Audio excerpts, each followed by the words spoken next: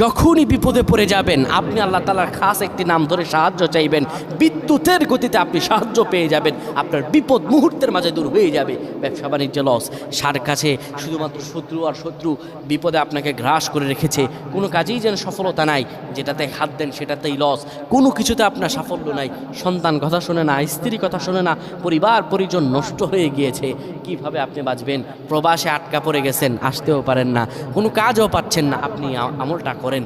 এটি আমার কথা নয়, বিশ্বনবী মুহাম্মদ রাসূলুল্লাহ সাল্লাল্লাহু আলাইহি ওয়াসাল্লামের প্রিয় সাহাবী হযরত যায়েদ রাদিয়াল্লাহু তাআলা আনহু, তিনি একবার মক্কা থেকে হিজরত করে যখন মদিনায় যাবেন, ঠিক সেই সময় বিপদে পড়ে যান।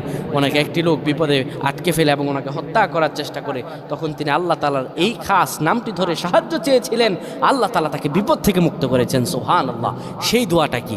তিনি যখন বিপদে পড়ে যান তিনি বলেন, আগিসনি ইয়া রহমান।